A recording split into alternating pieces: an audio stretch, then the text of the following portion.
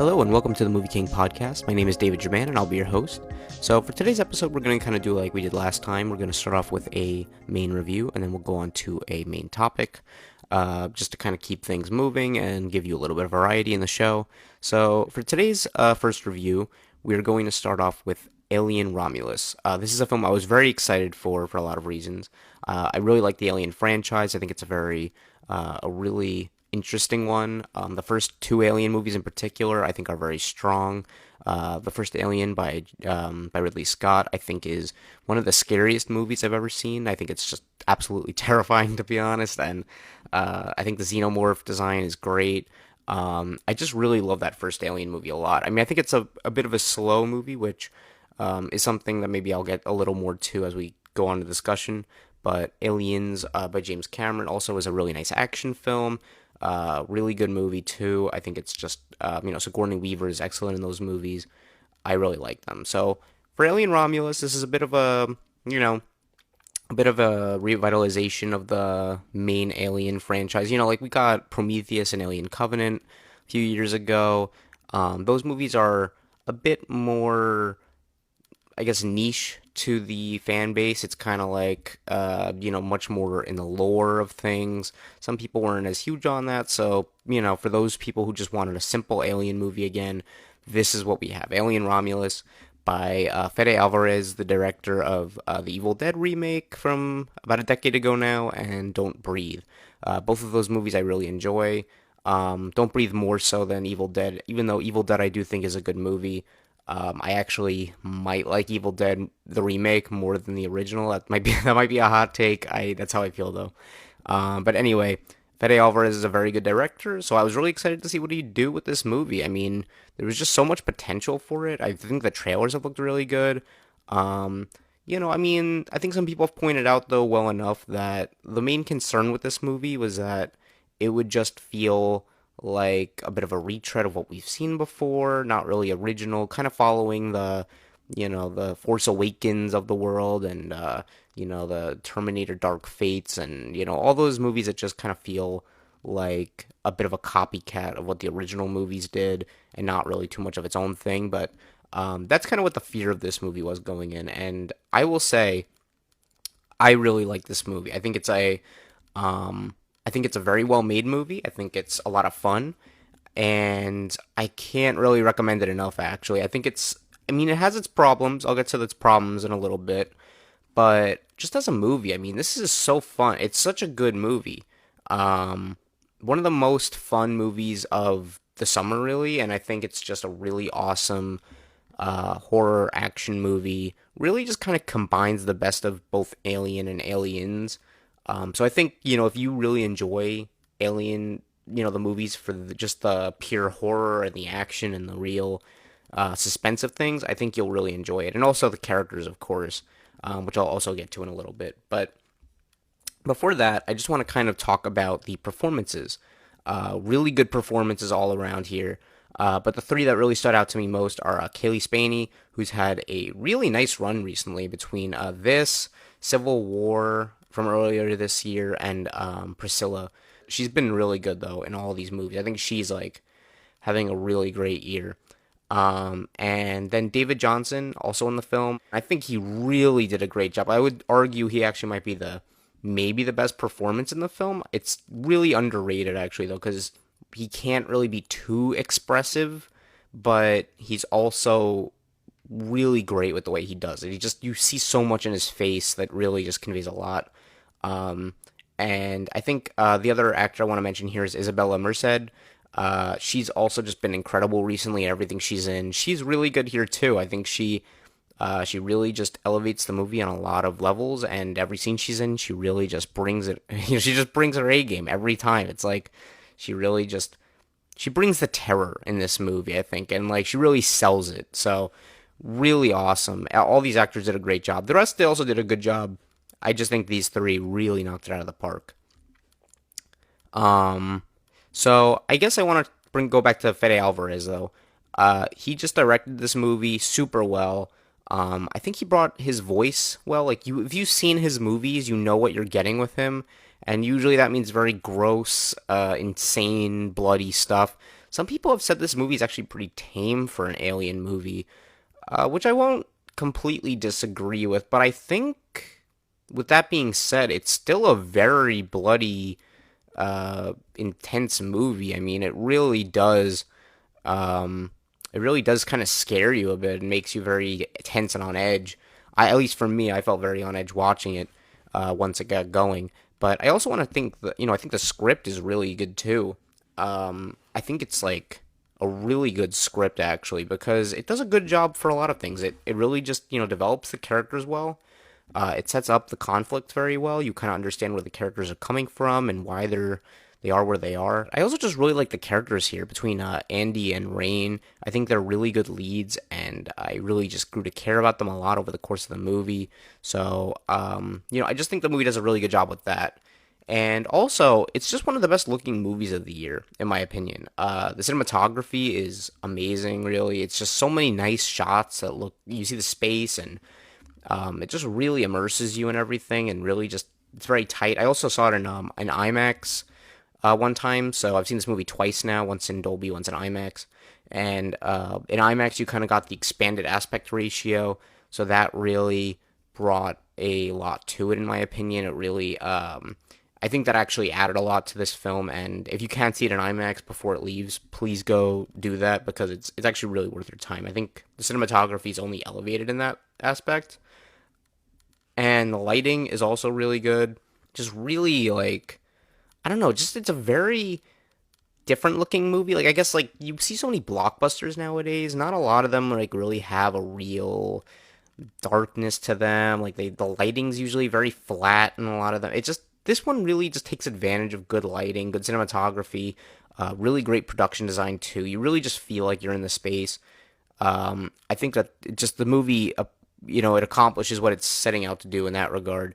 I really thought it did a great job in that way. So, I also can't shout out enough the amazing use of practical effects. We haven't seen enough like it in recent years. Again, a lot of blockbusters use CGI and all these, computer generated effects to really enhance the what's going on, with the CGI characters and stuff. This movie just really tries to use animatronics when possible, and it feels very practical. I appreciated that a lot because I think it just really added to the realism of what I was watching. I never really felt like I was watching, like, these goofy looking monsters just kind of hopping around. I never. Sometimes you watch a movie, like a horror movie especially, and you're just like, that's not real. Like, that's just a CG. I mean, not to discredit CGI. I think when it's used right, it's very good. Like in A Quiet Place, Day One, for instance, even this year, that was probably mostly CGI for the monsters, and that was very effective. I think, the way they were used there was very good. In Alien, though, when you're really uptight with these, the xenomorphs and stuff, you really want to see, and the face huggers, you really want to feel like they're there. You want to feel like they're interacting with the characters, and I think Fede Alvarez really did a good job of making sure that these practicals felt as real as possible. So I appreciated that a lot. I really think that helps this movie feel more tense as it goes, and that's just kind of what brings it back to me also for, like, the original Alien movies, because they also were very practical. And I actually think the Alien movies, though, have some of the most well-aged practical effects. Like some uh, movies, like horror movies, especially from like the 80s or 90s, they look so cheap now. Like, you look at it now and you're like, that I thought that was real back then. Not me. I mean, I wasn't alive, but you look at them now and you're just like, people thought this was good. Like, this doesn't look real. Um, but Aliens always have very good animatronics and production value and all that stuff. So really good job in this movie for that. And also, I'll just say, like, once this movie lets loose, like once it really gets going, it's a crazy, crazy ride. Again, like, the animatronics really show off the practicals. Like, everything just kind of comes to a head, and it's a ride. It's a roller coaster, if I'm being honest.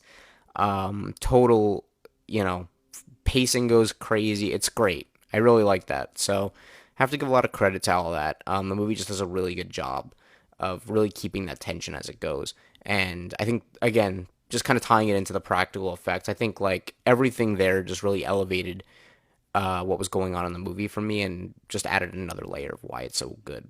Also, I'm not a big fan of jump scares. I have to say, like, jump scares are one of my least favorite types of horror. I think it's a cheap gag.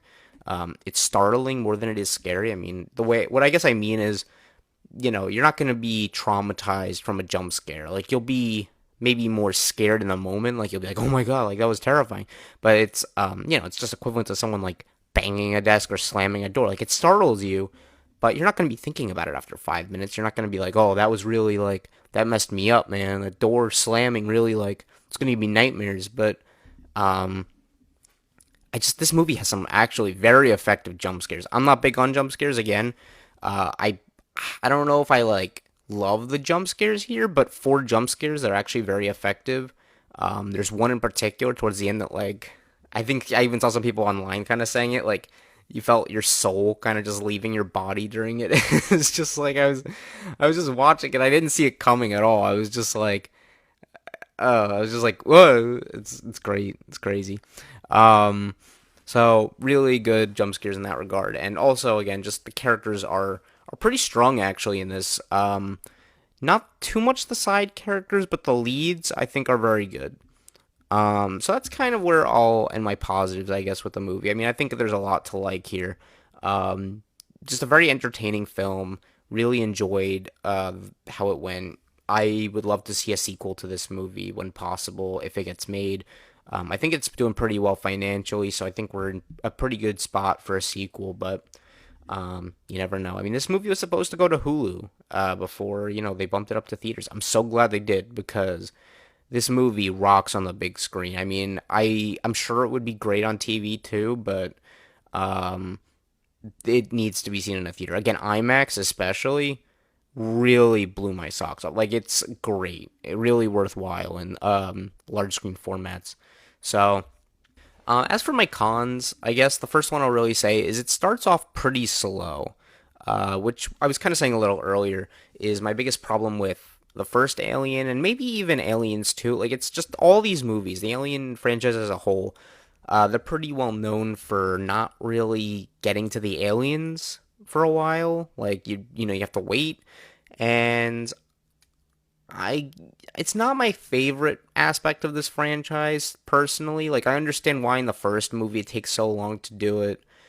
Even so, I think my biggest problem with the first Alien is just that the pacing feels very slow to me, a little bit too slow. I know it's a slow burn, just a little too slow for my liking. Aliens also just pretty slow. This movie also starts off pretty slow. I think like it's a bit interesting because I think the first like 15 minutes actually start off pretty well. Like you're really hooked and you understand why everything's going on. Then it just kind of takes like a little bit of time. Like it takes probably again like maybe 25 minutes until you're kind of like really getting to the start of the action. So it kind of just drags a little bit in that first act while it's getting started. I wish it was a little quicker for that. Then my next thing is this is probably the thing most people are complaining about with this movie, and I didn't even know what it really was before seeing the movie, but I have to say I completely agree with most people on it now. There is one bad CGI element. So as I said, again, there's this movie really does a great job with practical effects. And supposedly this was partially a practical effect. I don't really know the full details on it.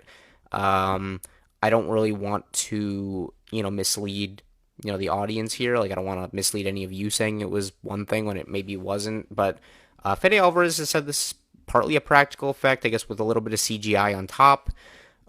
It looked very off to me, and it didn't sit right with me either. I think it just, I can't get into why. It's a bit of a spoiler for the movie, but just the look of it was very off-putting. It took me out of the movie every time I saw it. It's a couple minutes that really didn't work, but it wasn't like I didn't mind what this was from a story perspective, though. Like, I didn't think that what the problem was related to why it was in the movie. It was just how they did it. I think they probably could have just done something a little different execution wise for this. I think there were probably different avenues they could have taken to get a more natural looking effect, or also maybe piss off the audience a little less, to be frank. I mean, it's one of those things where Again, I can't really say what it is, so I'm trying to be a little bit, vague here, but I just wasn't huge on that. And my last real complaint with it is there's some cheesy callback lines to other movies in the franchise. This has become a common thing with movies lately. I don't know where this started really. I don't know if it was like Spider-Man No Way Home, where just characters will start like saying lines that they said in other movies, or characters that other people said in other movies, just as kind of like a callback, like, hey, remember that line from that movie you saw when you were a kid? I don't really like that trend. I think it's a stupid trend. It works occasionally, like as a very like maybe a one-time thing if you want to like really do it like as a fun joke, like Spider-Man No Way Home did, like, I'm something of a scientist myself, and that was funny. Like that was a nice little line. In the Flash, like you have Michael Keaton's Batman, saying you want to get nuts, let's get nuts. Like that's a fine line to me. I don't really mind those, but you do it over and over again, it gets a little annoying. This movie does also a little awkward because it just has characters who weren't associated with the other movies saying lines that we've heard before. So I thought it was a little awkward. Kind of took me out of the movie also a little bit. Thankfully, not that much of the movie is like this. Again, it's only a few lines, but I just don't know why they couldn't remove the line and just say something else. But that wasn't my favorite part of the movie. Um, but yeah, I mean, overall though, this is a really good movie. I mean, a few cons, it has its problems, but um, frankly, most of them didn't bother me that much. Really, the only thing that really didn't like work for me in this was really just like the slow pace in the beginning. If the pacing was better, I would probably, bump my grade up a little higher also. But um, I'd probably give this like a B plus. I think it's a really good movie. Um, I think it's just a super good theater experience. Again, I'm sure it'll work well on home. I can't wait to see it again soon. I've seen this movie twice now. I think it's really good. It actually got better for me a little bit on the second time. The first time I had a few more problems with it, but they kind of went away on the second viewing. So I think it's just a really good movie. The third act gets absolutely insane. It's just really intense movie. I recommend it. If you're a fan of Alien, go check it out. If you're not a fan of Alien, probably not going to win you over very much. But I had a good time with it. I would definitely recommend checking it out. One of the better movies of the last few months for sure. So that'll do it on Alien. And up next, we're going to talk about the best movies and the worst movies of summer 2024. So as for the best, I again just kind of said Alien is one of the best for me. That is absolutely one that deserves a shout out. Up next is Furiosa, a Mad Max Saga. Also one of my favorite movies of the year, to be honest. I think this is an amazing movie. I've seen it 5 times now, and it gets better every time I see it. I love Furiosa. I also really like the Mad Max, Fury Road movie. I think it's the Mad Max franchise in general I really like. So Furiosa was definitely up there for me. Had a great time watching that one. And I'm sure I'll talk about it more towards the end of the year when I get to like my top 10 overall, and I'll give more detail on why I liked it so much, but that's absolutely one of my favorites. Another one is Kingdom of the Planet of the Apes. Really good movie. I thought this was going to be much worse than it was actually. Like, I mean, initially I was very skeptical for it because I think the Rise Dawn War trilogy of this, The Planet of the Apes, is one of my favorite trilogies probably ever. So I was like, you're making another one, but it really works. It's actually a really good movie. I have to give Wes Ball, the director, a lot of credit. I think it's a really strong movie. I like the characters a lot, and I can't wait to see where it goes. Actually, I hope they make a sequel soon. So definitely recommend that. Up next is Inside Out 2. I love the first Inside Out a lot, so full transparency, I think the first one's a great movie. Inside Out 2, not quite as good as the first one, but I think it's still really strong. I love what they do with the emotions. It's an incredibly emotional movie. It's funny. I think the characters are really good. Animation, as always, from Pixar is terrific. Just a really good movie. Highly recommend that one. As I kind of mentioned last episode, Strange Darling, another really, really good movie. Just a very surprisingly good movie. I haven't seen anything like Strange Darling this year, so that's partly why it stands out to me, but I would highly recommend checking it out. It's very good.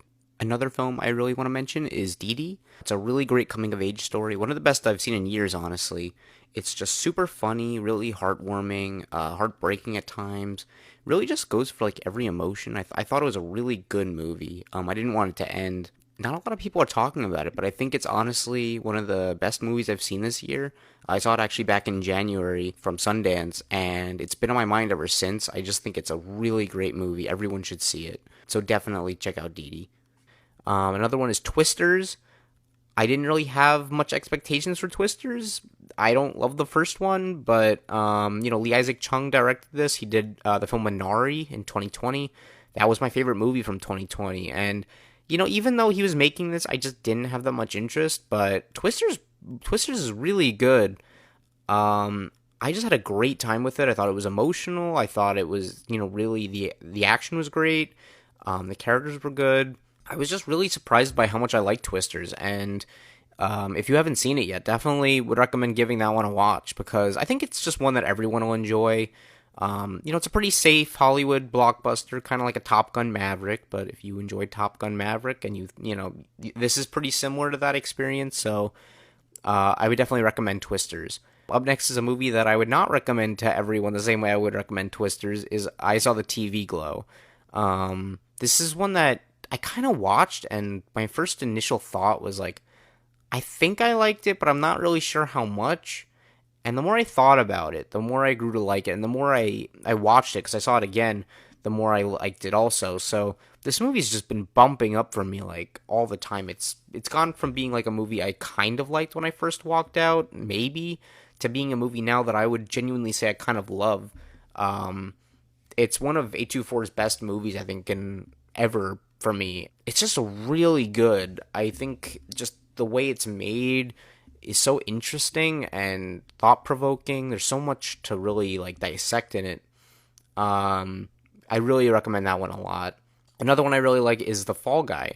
Just a really fun kind of return to like just blockbuster Hollywood filmmaking.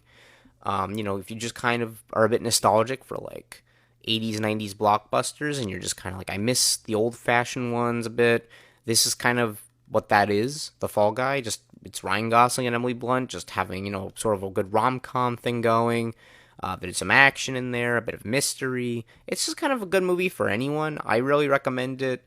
I don't know. It's just one of those movies that it's very fun. I will say, like, I've watched it a few times now, and the pacing is a bit slow. Like, it's a bit too long. That kind of holds the movie back a little bit for me, as much as I think it was when I first saw it. But I still really like it a lot. I highly recommend it. And then my last one is Thelma. Just a really big, pleasant surprise. It's it's about a senior. It's an old lady who gets kind of scammed and then has to go get her money back. Just a really delightful. It's a comedy, believe it or not, but it's very funny. It's a really good movie. Also pretty like very sweet. It's a very sweet, cute movie. Just a really, really nice surprise. So I'd recommend all these movies I mentioned. I think they're all good. Now, and as for the worst movies of summer 2024, we have quite a few stinkers here. So, the first one is Unfrosted. I hate this movie. I don't like saying that. I know how much work, goes into making a movie. I totally respect the filmmakers and everything, but I just thought Unfrosted was just painfully unfunny. I like Jerry Seinfeld. I like the cast. I don't know what happened here, but it's just so bad to me. Like, it's one of the worst comedies I've seen in years. It's just such a slog to get through too. I don't know. I hate this movie. I don't want to go on too long about it right now, but I just really can't recommend it at all. It's terrible. Up next is the Garfield movie. They tried, kind of. I mean, I like Chris Pratt. The director did, like, Emperor's New Groove. I kind of thought it would be entertaining, at least, but it was just boring. It didn't feel like a Garfield movie at all. I've never seen, like... It's so bizarre to me. Like, they really didn't understand Garfield as a character. Like, it feels like again, I've seen some people say this. Uh, the movie just feels like they had a script written for a different character, and then they were just like, well, let's just put Garfield in there. It'll sell, we can make it, sell some money, get some money out of it. It's just really, it doesn't understand the source material at all. It's a really weird movie. It doesn't feel like a Garfield movie. The Garfield character doesn't feel right. Even Chris Pratt just doesn't feel like he's playing Garfield. Uh, I don't know. It was such a miss for me.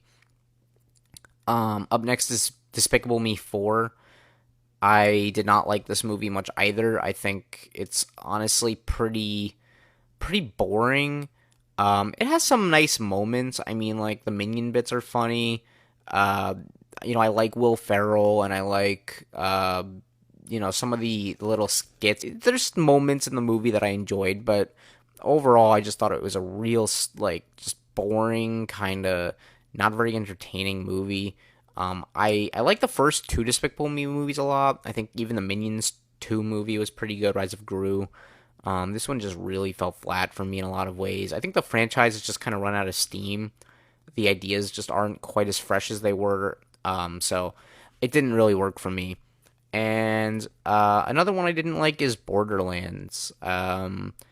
This was just a real flop in every way. It was like Madam Web, but it was just such a, I don't know. This movie feels like it's been through just production hell for a while. Like, you can just tell that it's not the movie people signed on to make. There's even like reports that apparently the original writer had a great script for the movie, and just the director Eli Roth took over and just did his own thing. So you can really just see that this movie wasn't great. I mean, the cast is good. Like, it has Cate Blanchett and Kevin Hart and Jack Black, and like, I don't know. It's just, I don't know what happened with Borderlands. It's just a really dull movie. It's boring. It's only an hour and a half, but it feels like much longer than that. Just a very uninteresting movie. So I can't recommend that one at all. Next one is Jackpot, the new movie with John Cena and Aquafina. It's streaming on Amazon Prime Video right now. I was kind of hopeful for this one. I think the concept is actually really cool in that it's about, someone who wins the lottery, and like there's a new law saying like, if you kill the person who wins the lottery before sundown, you get to keep all their money. So it's just kind of like this crazy action comedy. It's a great concept on paper, I think, but the execution was really bad. The jokes weren't funny. I didn't care for it. So as a whole, it fell flat for me. And the last one on this list is Saving Bikini Bottom, the Sandy Cheeks movie, which is on Netflix. Anyone who knows me will know that I'm a huge SpongeBob fan. The older SpongeBob episodes to me are so, so, so good. I could quote it all day. Band Geeks. Every time I watch it, I laugh hysterically. I've seen the episode like 100 times, but the jokes get me every single time. Like, it's just a perfect, I don't know. Old SpongeBob is like so perfect to me, and I'm not even like that opposed to like, some newer SpongeBob. Like I actually kind of like the second SpongeBob movie, Sponge Out of Water. I know people weren't as huge on that one. I didn't like Sponge on the Run, the third SpongeBob movie, but old SpongeBob in general is just great. I don't like new SpongeBob at all, like on TV. Like what I've seen of that, it's terrible, but yeah, I always have hope, whenever a new SpongeBob thing comes out, especially a movie. I'm like, maybe they'll kind of bring back the spirit of old SpongeBob, but this was a terrible, terrible movie. Oh my god, it's like Emoji Movie bad. It's just like so painful to get through. And again, I saw this like right after Borderlands, and Borderlands I thought was terrible, and like I was like, okay, if I see this movie and I don't like it, maybe I'll be a little like less harsh on it. If anything, I actually think I'm more harsh on it because it was so bad. It made Borderlands look better in comparison. I was like, okay, maybe Borderlands wasn't that bad. I don't know. It was just such a bad movie. So I can't recommend that one at all. I can't recommend any of those, but if you like them, I think that's great. I don't wanna say that's wrong. So I'm glad if you did enjoy any of those movies. And if you didn't like any of the ones I loved, that's also okay. That's what makes horse races, and I think that's really cool. So, but yeah, I mean that's all I've got for this episode. Thank you very much for listening. If you want to follow my reviews, you can find me on Letterboxd at MovieKing1224. You can also listen to this podcast on your favorite apps such as Spotify, YouTube, Apple Podcasts, and Amazon Music. If you have any comments or feedback, I would love to hear it and improve the show. And of course, if you've enjoyed this episode, please consider liking and subscribing, and also hitting the notification bell to hear more like it. So I appreciate you all so much for listening, and I'll talk to you next time. Thank you. Bye-bye.